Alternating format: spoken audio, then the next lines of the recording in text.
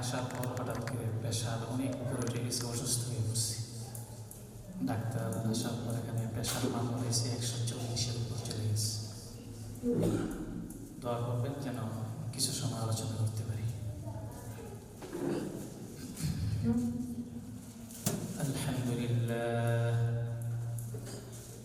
الحمد لله الذي جعل في السماء بروجا وجعل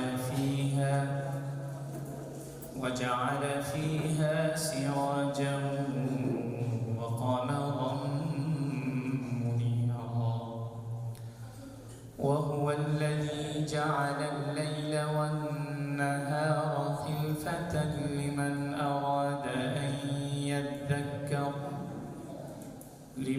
أراد أن يذكر أو أراد شكورا وعباد الرحمن الذين يمشون على الأرض هونا وإذا خاطبهم الجاهلون قالوا سلاما وأشهد أن لا إله إلا الله وحده لا شريك له وأشهد أن سيدنا ونبينا وشفيعنا وحبيبنا وحبيب ربنا ومولانا محمدا عبد الله ورسوله أما بعد فأعوذ بالله من الشيطان الرجيم بسم الله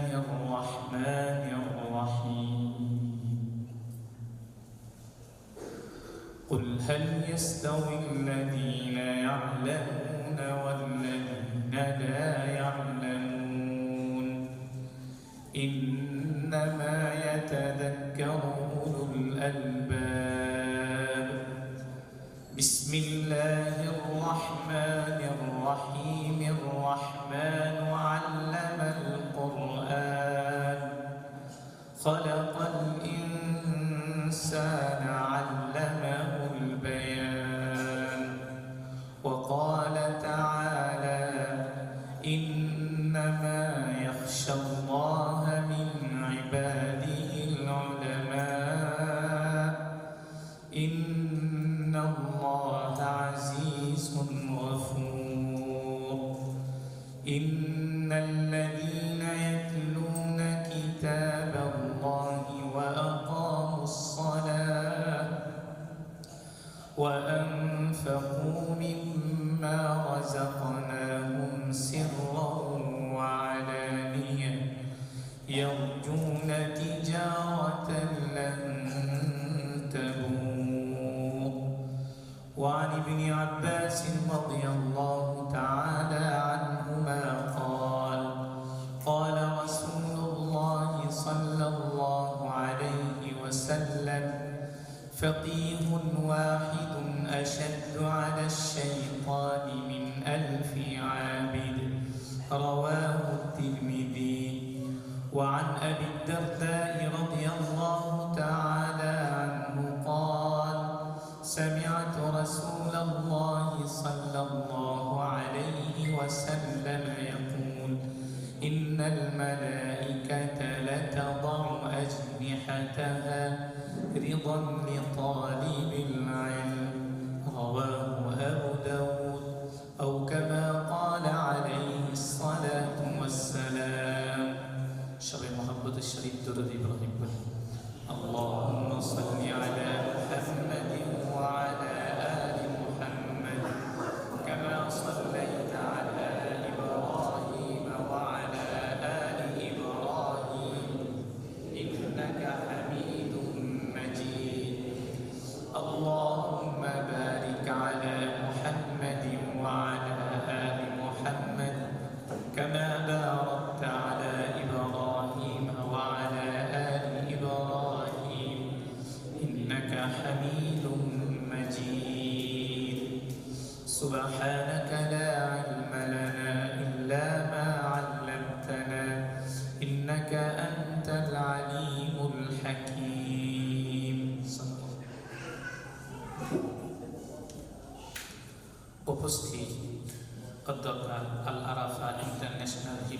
মাদ্রাসার উদ্যোগে আয়োজিত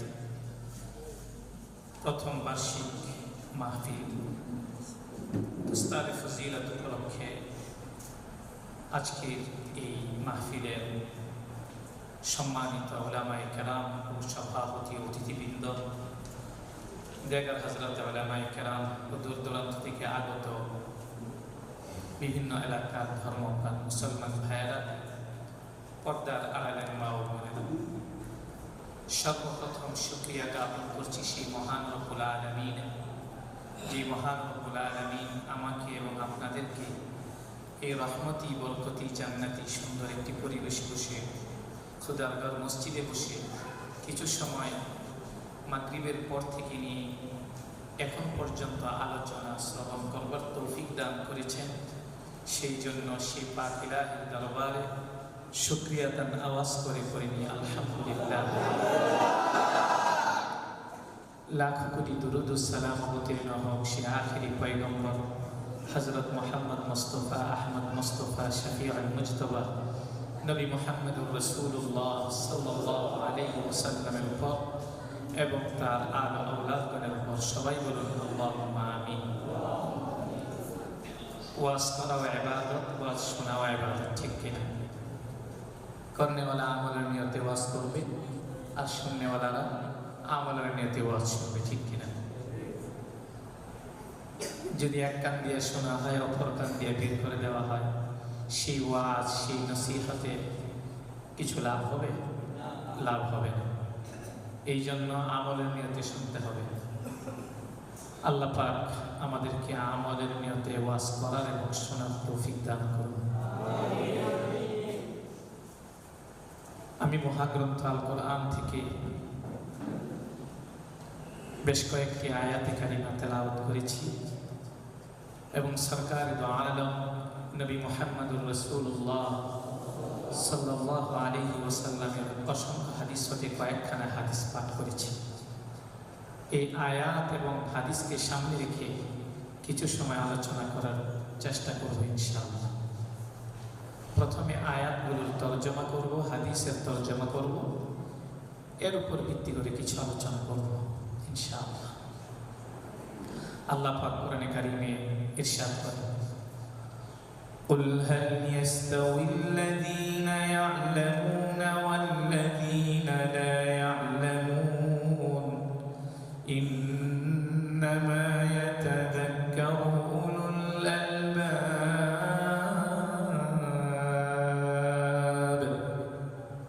হে নবী, আপনি বলে দিন, যারা জানে আর যারা জানে না তারা কি নয়?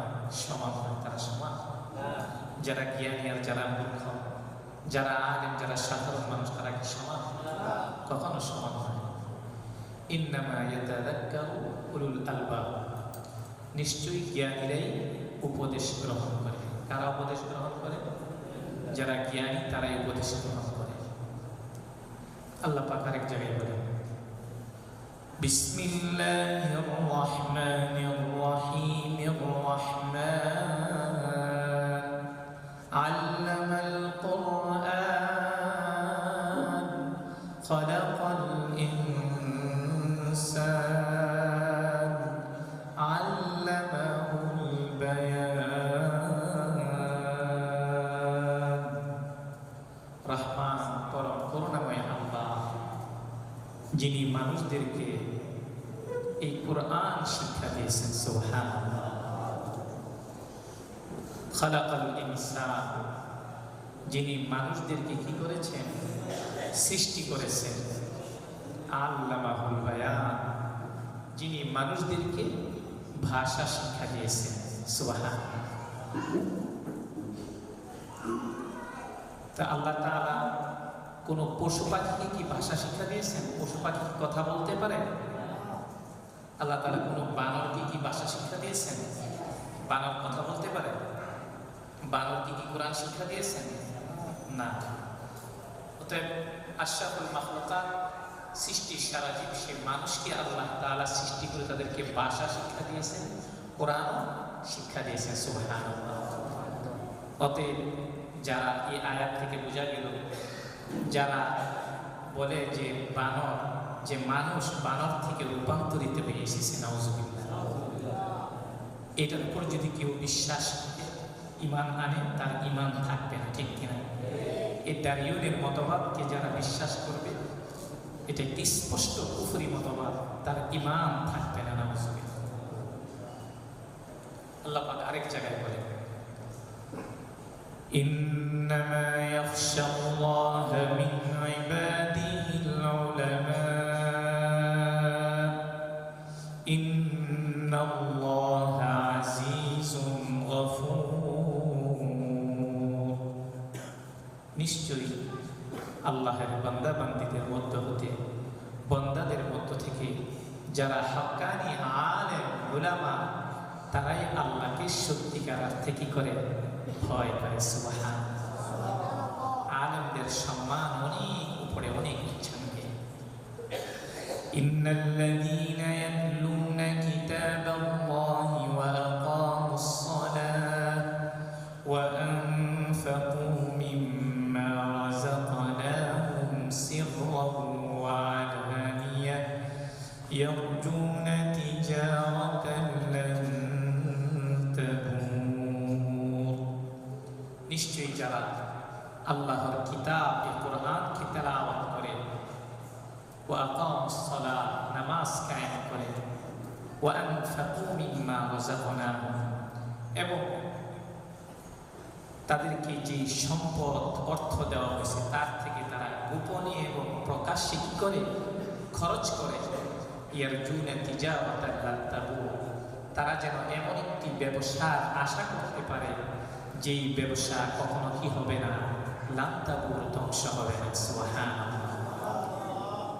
এই আয়াতে আল্লাহ তাআলা এলেমকে ব্যবসার সাথে তুলনা করেছে। এই এলেম নামক ব্যবসা কখনো ধ্বংস হবার নয়, ধ্বংস হবে না। দুনিয়ার সব কিছু, টাকা পয়সা, ধন সম্পদ, অট্টালিকা, বিল্ডিং, ইমারত সব কিছু কি হয়ে যাবে? ধ্বংস হয়ে যাবে। কিন্তু এলেম নামক এই ব্যবসা কখনো কি হবে না? ধ্বংস হবে না। এই আয়াতগুলোকে সামনে রেখে আমি কিছু সময় আলোচনা করবো ইনশাআল্লাহ।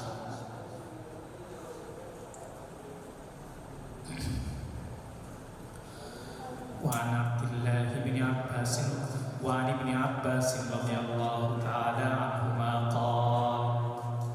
قال رسول الله صلى الله عليه وسلم فقيه واحد أشد على الشيطان من 1000 عابد أو كما قال عليه الصلاة والسلام।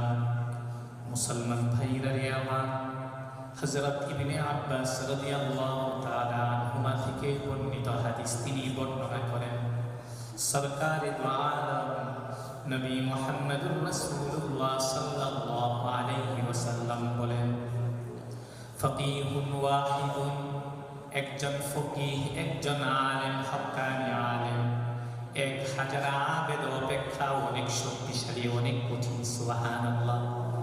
এর অর্থ কি? একজন ফকিহ, একজন আলেম 1000 আবেদ অপেক্ষা অনেক কঠিন। এর অর্থ হলো সাধারণ মানুষ যতই ইবাদত করুক না কেন, এই সাধারণ মানুষ 1000 আবেদ, এই সাধারণ মানুষগুলো যদি যতই ইবাদত গুজার হোক না কেন, শয়তান এই সাধারণ মানুষকে যে কোনো মুহূর্তে ধোঁকা দিয়ে গুমরা এবং পথভ্রষ্ট করে দিতে পারে, ঠিক কিনা? পক্ষান্তরে একজন ফকিহ, একজন হক্কানি আলেমকে শয়তান কখনো ধোঁকা দিয়ে গুমরা এবং পথভ্রষ্ট করতে পারে না, ঠিক কিনা? এই জন্য আলেমের মর্যাদা অনেক উপরে, অনেক উচ্চাঙ্গে।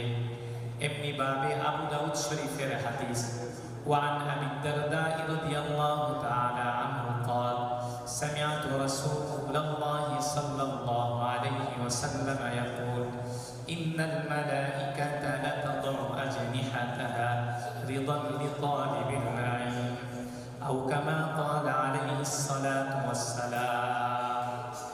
আবু দাউদ শরীফের হাদিস, হযরত আবি দারদা রাদিয়াল্লাহু তাআলা আনহু থেকে বর্ণিত হাদিস তিনি বর্ণনা করেন, আমি সরকারে দু আলম নবী মুহাম্মদুর রাসূলুল্লাহ সাল্লাল্লাহু আলাইহি ওয়াসাল্লামকে বলতে শুনেছি, আল্লাহর রাসূল বলেন যে ইন্নাল মালাইকা, নিশ্চয়ই ফেরেশতাগণ তালিবুল ইলমের সন্তুষ্টির জন্য, মাদ্রাসার ছাত্র ছাত্রীদের জন্য, এই যে মাদ্রাসার ছাত্র আছে তাদের জন্য ফেরেশতারা তাদের নূরের পাখা, নূরের ডানা বিছিয়ে দেয়। সুবহানাল্লাহ। আরো আসতে সুবহানাল্লাহ। বাড়িতে গিয়ে সুবহানাল্লাহ বলে মুসলমান সুবহানাল্লাহ বলতে কি ক্ষমতা করে? সুবহানাল্লাহ বললে কি আমি একা সওয়াব পাবো না, আপনারাও সওয়াব পাবেন? তো জোরে আওয়াজ করে বলুন সুবহানাল্লাহ। আল্লামা ইবনুল কাইয়্যিম রাহমাতুল্লাহি আলাইহি তিনি বর্ণনা করেন, তিনি কিতাবের মধ্যে লেখেন যে তিনি একদিন বসরা শহরে মুহাদ্দিস সাহেবের হাদিসের দর্শের মধ্যে বসা ছিলেন। কোথায়? হাদিসের দর্শের মধ্যে বসা ছিলেন।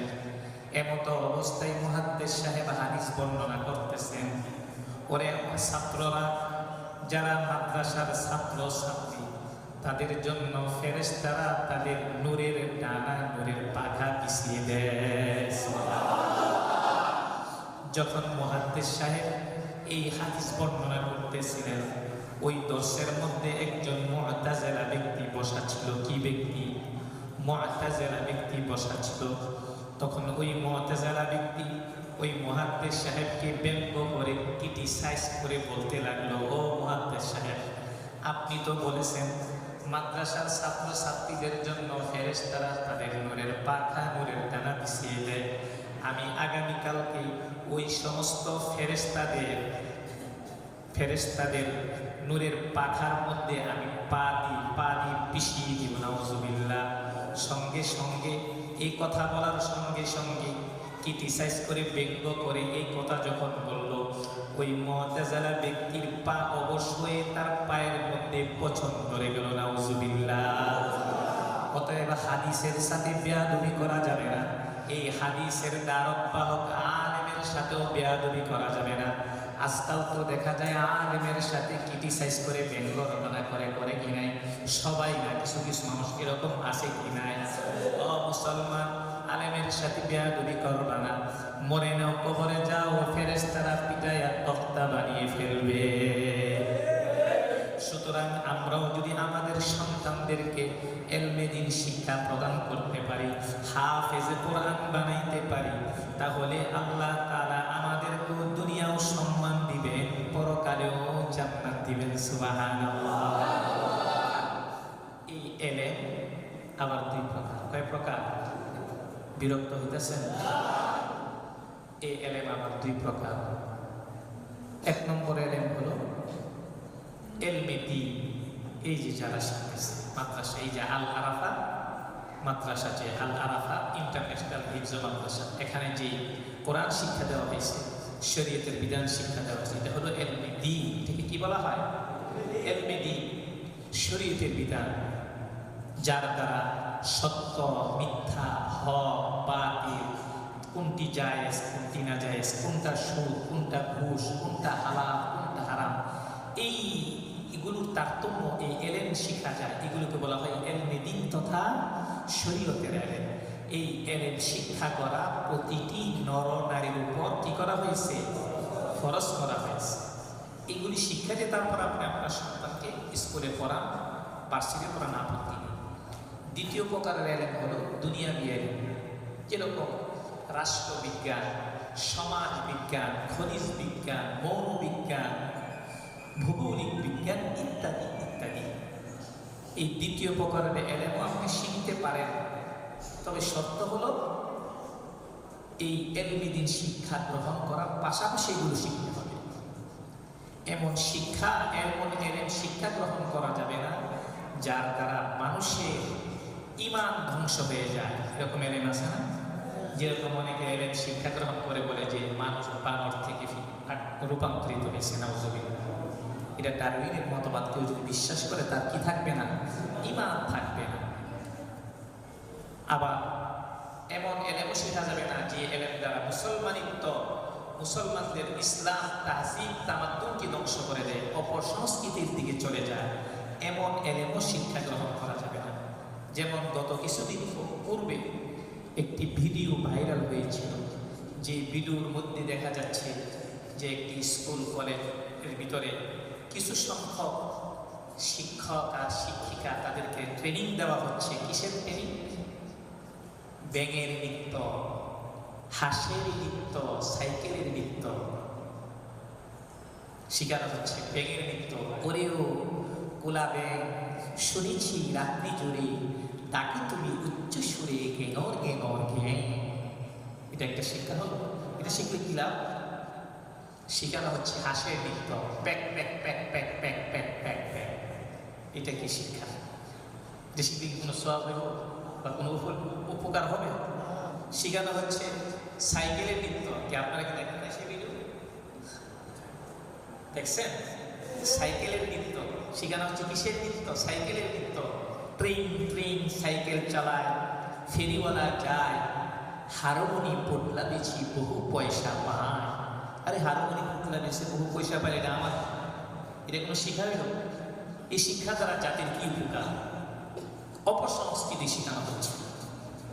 এই জায়গায় যদি একটি সূরা, কোরআনের একটি আয়াত শেখানো হতো, নামাজ পড়ার জন্য কয়েকটি সূরা মুখস্থ করানো হতো, ওযুর ফরজ কয়টি, নামাজের ফরজ কয়টি, নামাজ ভঙ্গের কারণ কয়টি, গোসলের ফরজ কয়টি, কোনটি হালাল কোনটি হারাম, কোনটা সুদ কোনটা ঘুষ, এগুলোর তারতম্য শেখানো হতো, তাহলে কতই না জাতির উপকার হতো, ঠিক কিনা?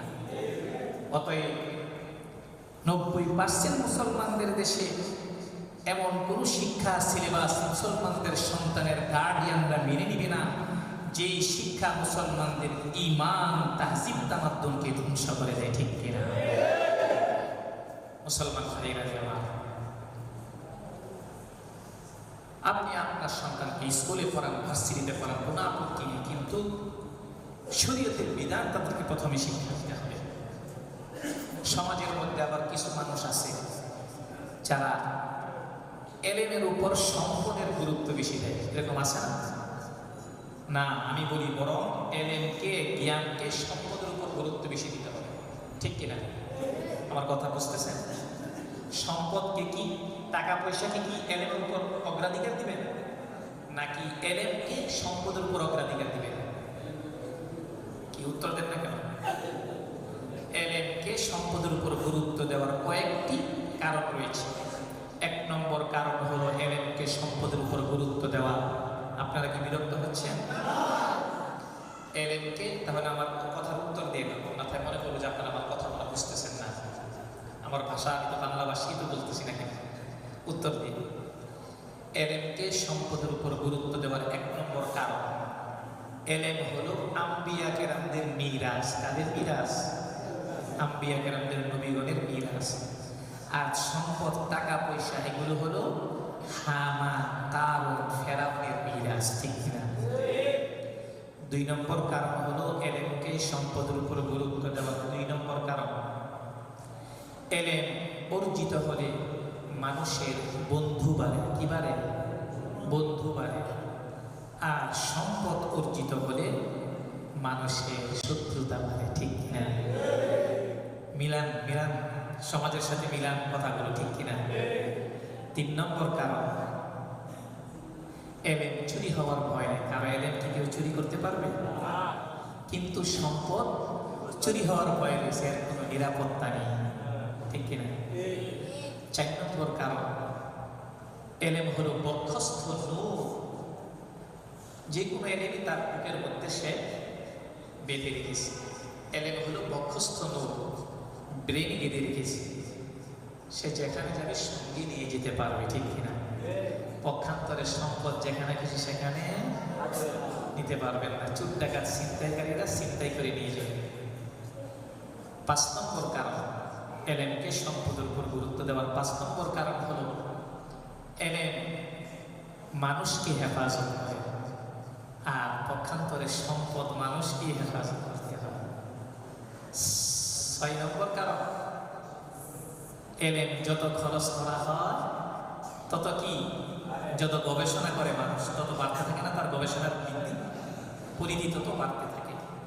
পক্ষান্তরে সম্পদ যত খরচ করা হয় তত কমতে থাকে। 7 নম্বর কারণ, এলেমের আধিক্যতার কারণে, বেশি এলেম হওয়ার কারণে, সম্পদের আধিক্যতার কারণে, বেশি সম্পদ হওয়ার কারণে মানুষ কি হয়ে পড়ে? কি হয়? অহংকার হয়ে পড়ে, ঠিক কিনা? যেরকম ফেরাউন বলেছিল, আনা রাব্বুকুমুল আ'লা, আমি তোমাদের সবচেয়ে বড় রব। নাউযুবিল্লাহ। বেশি সম্পদ হয়েছে, অহংকার হয়ে পড়েছে।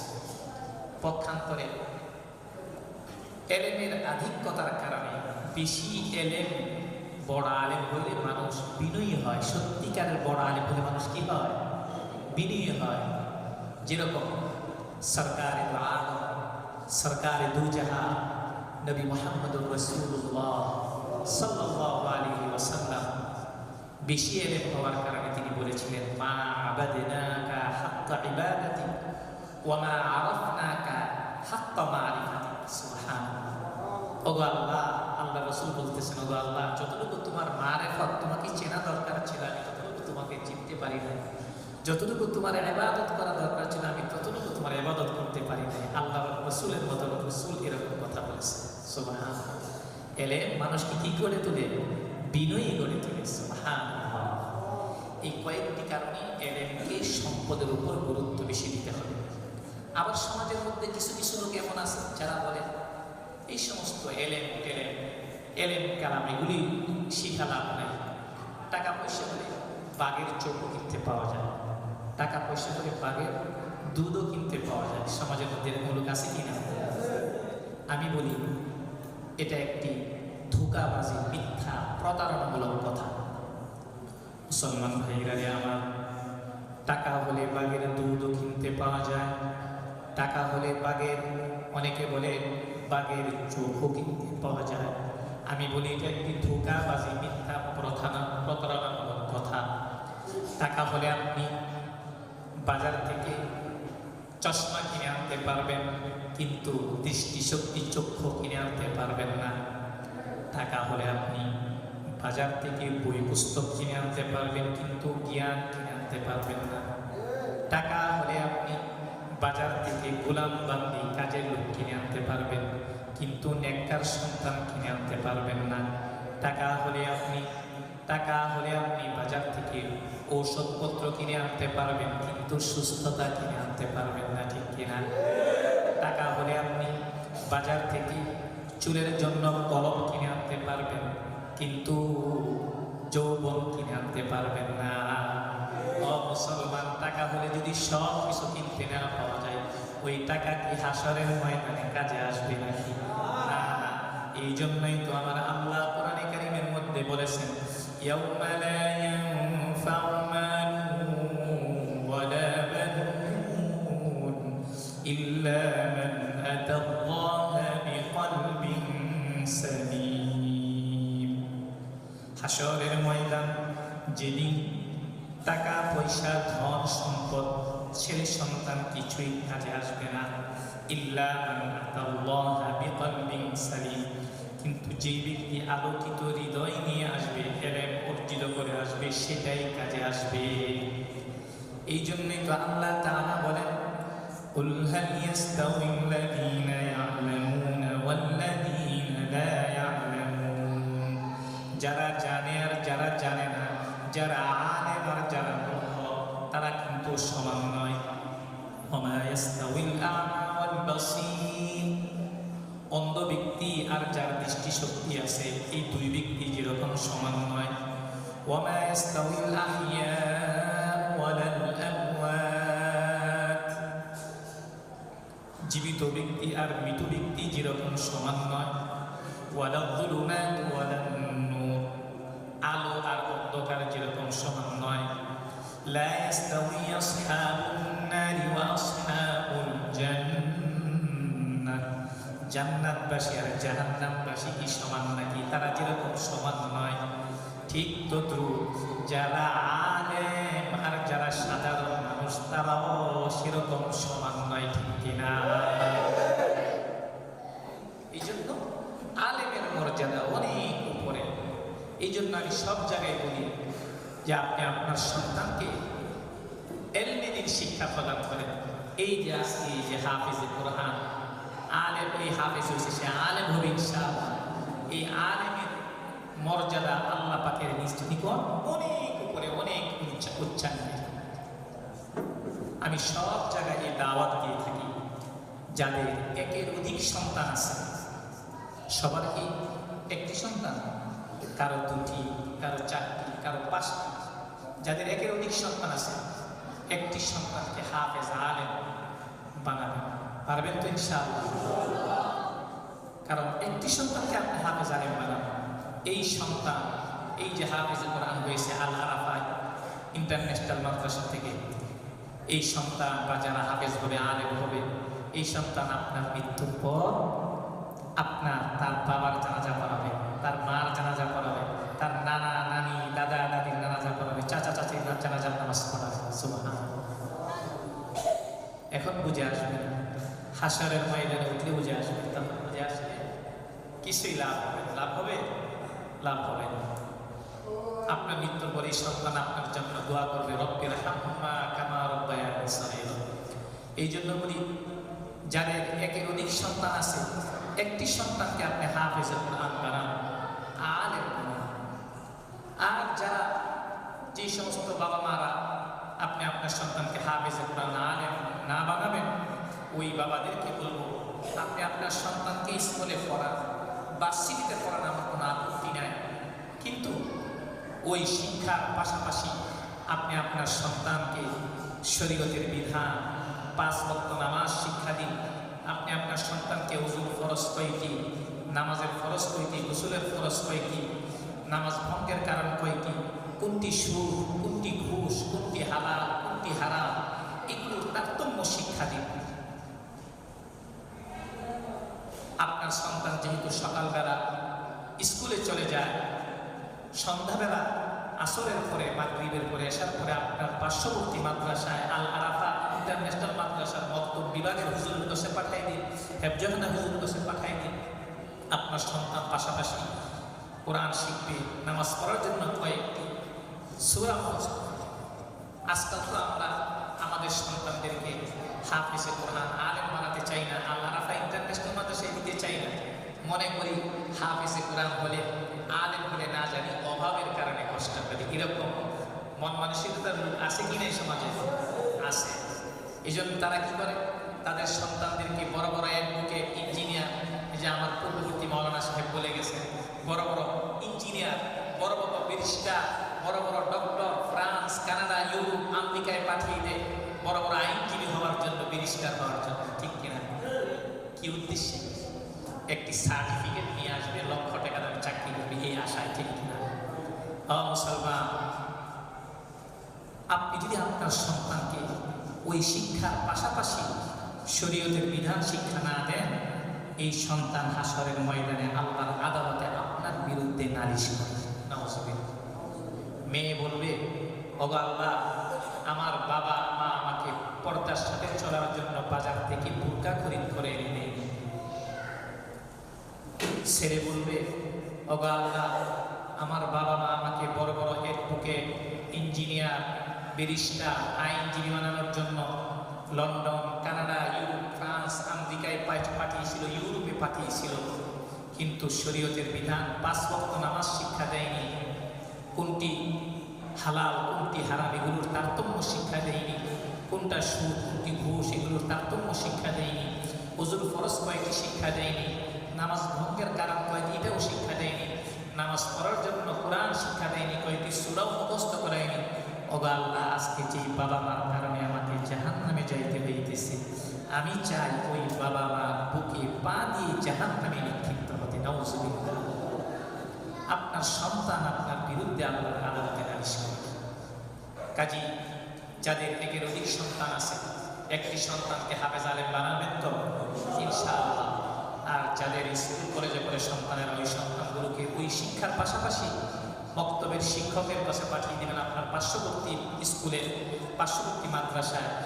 আর এই এলাকা যারা আছেন আপনারা আল আরাফা মাদ্রাসায় পাঠিয়ে দেবেন আপনার সন্তানকে শরীয়তের বিধান, 5 ওয়াক্ত নামাজ, ওযুর ফরজ, কোরআন শিক্ষা করার জন্য। পারবেন তো?